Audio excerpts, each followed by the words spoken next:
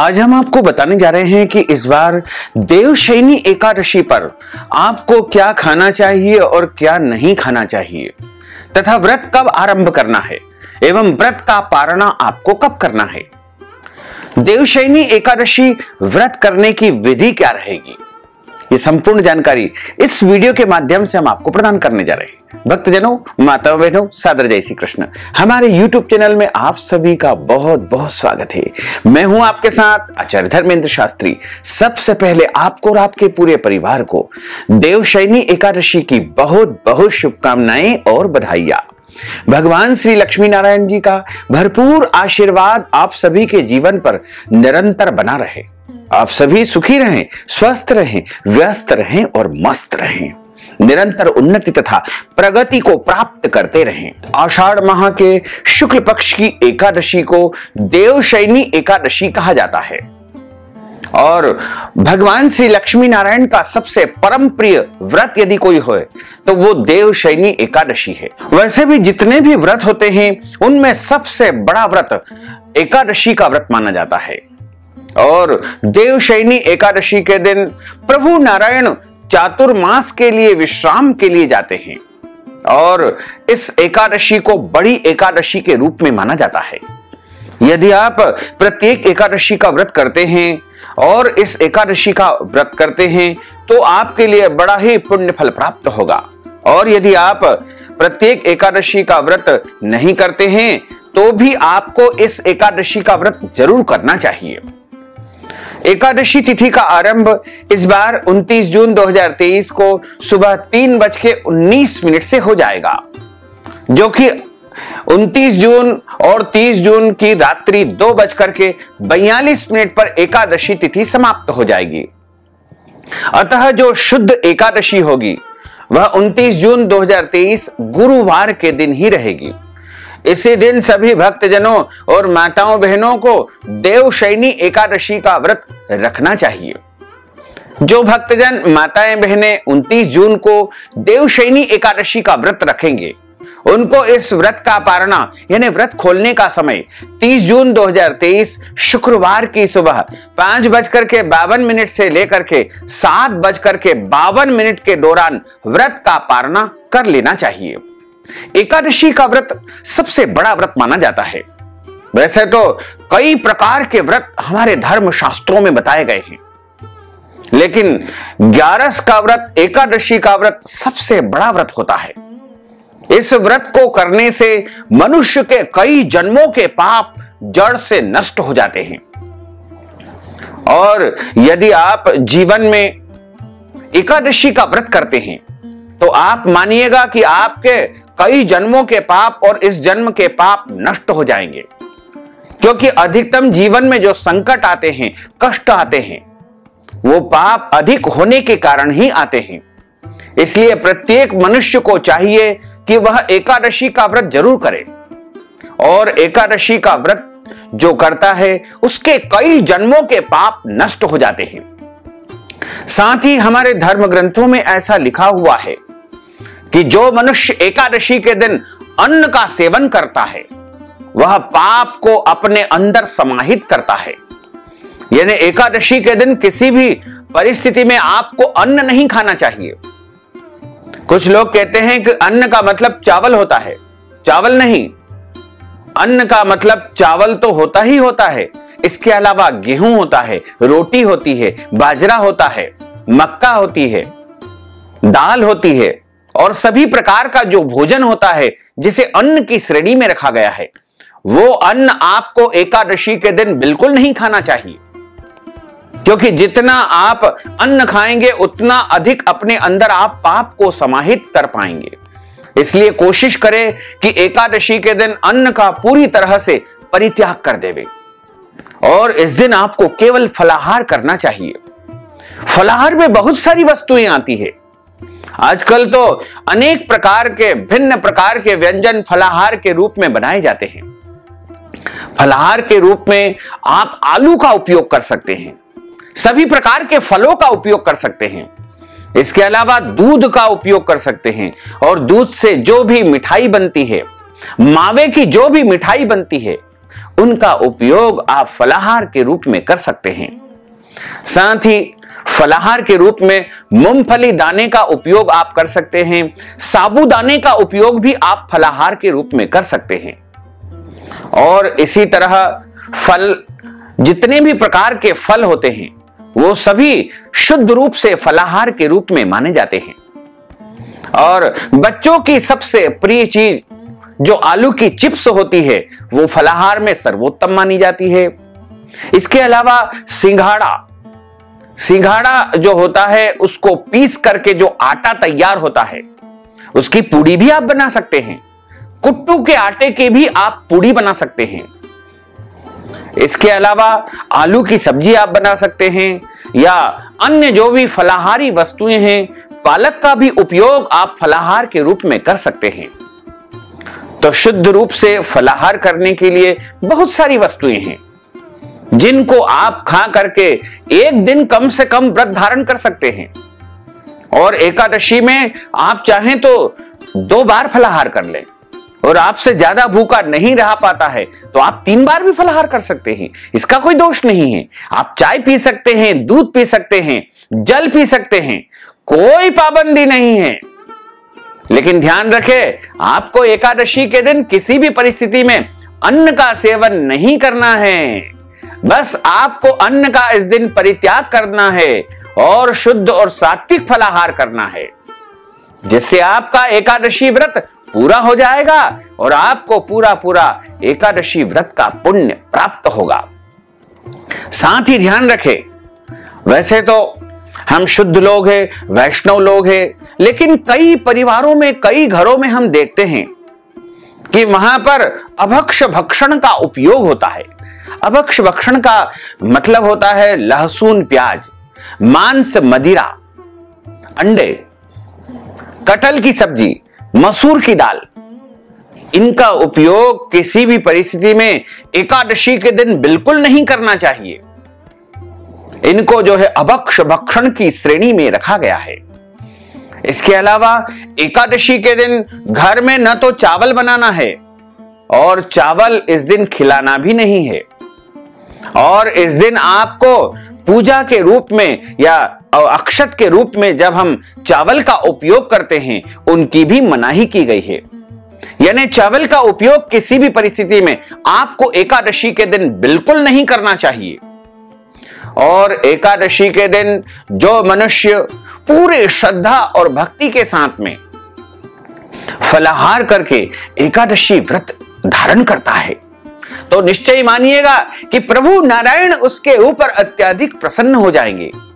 और प्रभु की जब कृपा हो जाएगी तो उसके जीवन के सारे कष्ट और संकट समाप्त हो जाएंगे। कई लोग कहते हैं कि हम तो वर्षों से एकादशी का व्रत करते आए हैं, लेकिन अभी तक हमारा कोई भी काम सिद्ध नहीं हुआ है, हमारा कोई भी कार्य जो है पूर्ण नहीं हो पाया है और हमारे जीवन में संकट जस का तस बना हुआ है। तो हम आपको फिर से बता दें कि जब मनुष्य के जन्म जन्मांतर के पाप बढ़ जाते हैं तब उसको कई बार एकादशी का व्रत करना पड़ता है। और जब वो निरंतर एकादशी का व्रत करता ही जाता है तो उसके पाप धीरे धीरे कटते जाते हैं, समाप्त होते जाते हैं। और जैसे ही पुण्यों में वृद्धि होने लगती है वैसे ही उसके जीवन में सुख, शांति, समृद्धि का आगमन होने लगता है। इसलिए आप चिंता न करें, आप एकादशी का व्रत रखते जाएं, करते जाएं। एक न एक दिन ऐसा समय आएगा कि आपके पिछले जन्मों के, कई जन्मों के और इस जन्म के पाप समाप्त हो जाएंगे।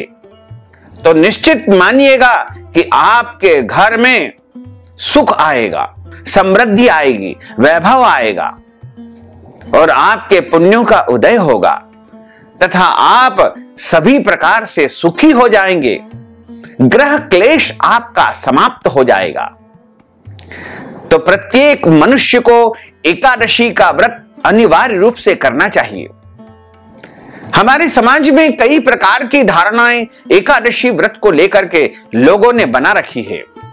कुछ लोग कहते हैं कि इस व्रत को सौभाग्यवती माताओं को नहीं करना चाहिए।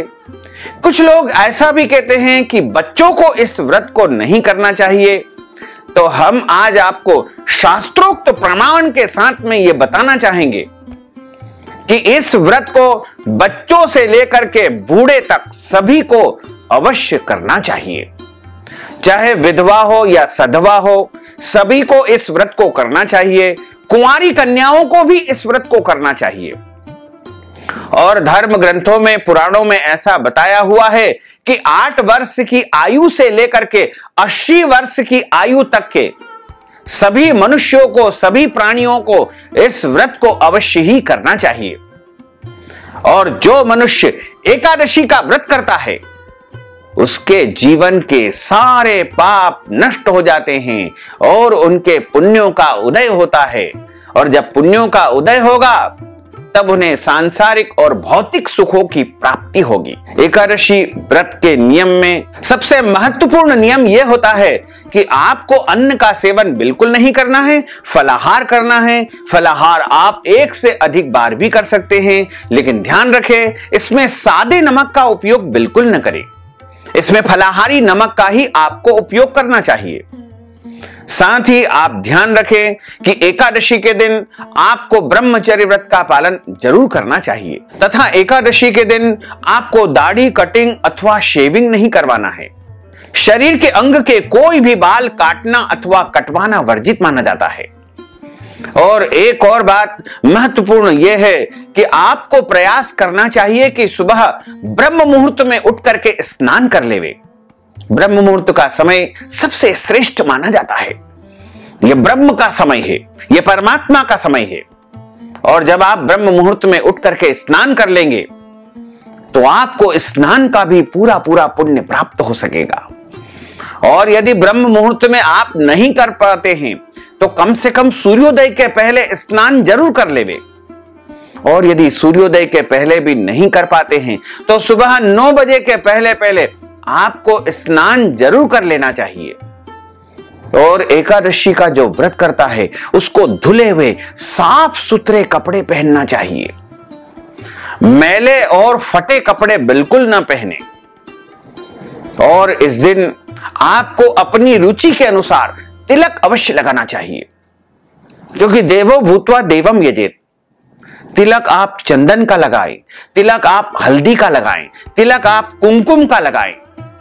यदि संभव हो तो आप तिलक केसर का भी लगा सकते हैं, या फिर भस्म का लगाएं, या लाल चंदन का लगाएं, या कोई तिलक नहीं लगा सकते हैं तो आप केवल जल का भी तिलक लगा सकते हैं। यदि आपको ऐसा लगता है कि मैं समाज में या ऑफिस में जाऊंगा तो लोग मुझे टोका टाकी करेंगे और कई प्रकार के शब्दों का उच्चारण कर सकते हैं, इसलिए आप वैसे तो प्रयास करें कि तिलक लगा कर ही अपने घर से निकले। और इस दिन आपको विशेष रूप से ध्यान रखने की बात यह है कि किसी भी प्रकार से कोई गलत कर्म बिल्कुल नहीं करना चाहिए, कोई पाप कर्म नहीं करना चाहिए, क्योंकि एकादशी का जो व्रत होता है वो पाप दोषों को समाप्त करने वाला ही व्रत माना गया है। इसलिए इस दिन किसी भी परिस्थिति में हमको कोई गलत कर्म, अनैतिक कर्म, पाप कर्म बिल्कुल नहीं करना चाहिए। वैसे तो कई प्रकार के पाप होते हैं, लेकिन 3 प्रकार के पाप मुख्य रूप से बताए गए हैं, कायिक, वाचिक और मानसिक। कायिक का अर्थ होता है शरीर के द्वारा जो गलती हो जाती है उसे कायिक पाप कहा जाता है। और वाचिक का अर्थ होता है वाणी के द्वारा गलत शब्दों का यदि उपयोग हो जाता है तो उसे वाचिक पाप कहा जाता है। और तीसरा होता है मानसिक पाप। मानसिक पाप का अर्थ होता है मन के द्वारा गलत विचार हम उत्पन्न करते हैं, या गलत विचार हमारे मन में, गलत अवधारणा उत्पन्न हो जाती है तो उसे मानसिक पाप कहा जाता है। तो एकादशी का जो व्रत करता है उसको तीनों प्रकार के पाप करने से बचना चाहिए। और एकादशी के दिन में सोना वैसे वर्जित माना जाता है, लेकिन यदि बहुत ज्यादा आवश्यक हो, बहुत ज्यादा आप थके हुए हो तो आप हल्का विश्राम कर सकते हैं। हल्का विश्राम कर सकते हैं। उसमें यदि आपको थोड़ी बहुत नींद आ जाती है तो उसके बाद आप स्नान कर लेंगे तो आप पवित्र हो जाएंगे। एकादशी के दिन सुबह के समय पूजा करना चाहिए। यदि आपके घर में भगवान की पूजा अर्चना होती है तो आप उस विधि से करें, और यदि नहीं होती है तो एक चौकी के ऊपर पीला कपड़ा बिछा करके या लाल कपड़ा बिछा करके प्रभु की मूर्ति या चित्र की स्थापना करें। भगवान लक्ष्मी नारायण या बाल गोपाल जी, शालिग्राम जी, राधा कृष्ण जी या ठाकुर जी, आप जिनको भी मानते हैं उनके स्थापना करके और उनका पूजन अर्चन करें। आप चाहें तो गेहूं की ढेरी रख करके, तांबे का लोटा और उसमें पत्ते रख करके, आम के कलावा बांध करके कलश की पूजा भी कर सकते हैं और गौड़ी गणेश का पूजन भी कर सकते हैं।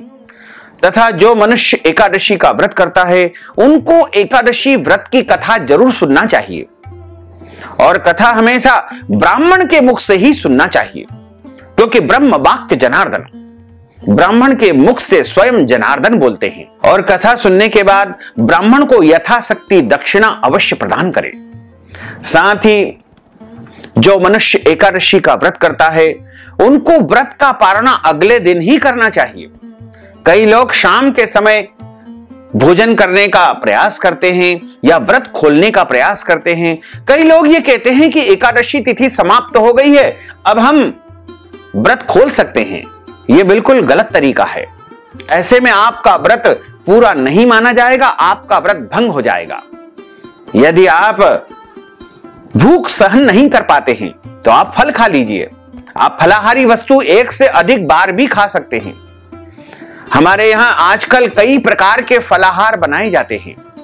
साबूदाने की टिकिया या फिर सिंघाड़े का हलवा या रबड़ी या मिठाई या अन्य प्रकार के जो भी फलाहार हमारे यहां बनते हैं उनका आप एक से अधिक बार भी उपयोग कर सकते हैं। रात्रि के समय जागरण करने का विधान है, लेकिन पूरी रात यदि आप नहीं जाग सकते हैं तो जितना संभव हो जागरण करें, भगवान का भजन कीर्तन करें, और अगले दिन सुबह जिस दिन हमको व्रत का पारणा करना है उस दिन जल्दी उठे, स्नान करें, और स्नान करने के बाद नित्य की तरह पूजन अर्चन करें। और पूजा अर्चना करने के बाद व्रत का पारणा करने के लिए हाथ में जल लेकर के अपने मन ही मन मानसिक रूप से संकल्प करें और कहे कि हे प्रभु, हे परमात्मा, हे करुणा निधान, हमने देवशयनी एकादशी का व्रत धारण किया है और अब हम व्रत का पारणा करने जा रहे हैं। और यदि आप इस एकादशी व्रत का पुण्य अपने किसी परिजन को, किसी प्रियजन को या मृतात्मा को प्रदान करना चाहते हैं तो उनका नाम और गोत्र उच्चारण करते हुए प्रभु के चरणों में पारणा का जल आपको छोड़ना चाहिए। जब हम व्रत का पारणा करते हैं उस समय ब्राह्मण भोजन करवाने का विधान है। यदि आप ब्राह्मण भोजन करवाते हैं तो बहुत अच्छा है, और यदि नहीं करवा पाते हैं तो उसके निमित्त ब्राह्मण को आटा, दाल, चावल, सीधा सामग्री, आलू और सब्जी का दान करना चाहिए। और यदि वस्तु का दान भी करने में आप असमर्थ है तो इस हेतु नगद राशि ब्राह्मण भोजन के लिए यदि आप ब्राह्मण को प्रदान कर देंगे तो आपको पारणा का पूरा पूरा पुण्य लाभ प्राप्त हो सकेगा। साथ ही कई लोग ये प्रश्न करते हैं कि पारणा वाले दिन हमको एक से अधिक बार भोजन करना चाहिए या नहीं करना चाहिए। तो हम आपको इस बारे में स्पष्ट बता दें कि उस दिन आपको, जिस दिन आप पारणा करते हैं उस दिन लहसुन, प्याज और अभक्ष भक्षण का उपयोग बिल्कुल नहीं करना चाहिए। शुद्ध और सात्विक भोजन आप 2 समय कर सकते हैं, उसका कोई दोष नहीं है। जब आप पारणा करें उस समय भोजन के रूप में चावल का उपयोग जरूर करें, लेकिन यदि अगले दिन कोई और व्रत आपका होता है, जैसे प्रदोष का व्रत आ जाता है, शुक्रवार का व्रत आ जाता है या कोई भी व्रत हो, तो ऐसे में आप फल या फलाहारी वस्तु से व्रत का पारणा करें। साथ ही पारणा करते समय हम शुद्ध और सात्विक वस्तुओं का ही प्रयोग करें। आप दाल, चावल, रोटी से व्रत का पारणा कर सकते हैं, फल से व्रत का पारणा कर सकते हैं, मिश्री से व्रत का पारणा कर सकते हैं, जल से व्रत का पारणा कर सकते हैं, या कोई भी मीठी वस्तु से भी आप व्रत का पारणा कर सकते हैं। कुछ नहीं है तो आप गुड़ से भी व्रत का पारणा कर सकते हैं। तो भक्तजनों, माताओं, बहनों, हमने जो ज्ञानवर्धक जानकारी आपको प्रदान की है उसको आप अधिक से अधिक लोगों को शेयर करिएगा, लाइक करिएगा, कमेंट करिएगा। और यदि अभी तक आपने सब्सक्राइब नहीं किया है तो अभी और इसी समय सब्सक्राइब अवश्य कर लीजिए। आपको और आपके पूरे परिवार को सादर जय श्री कृष्ण, सादर धन्यवाद।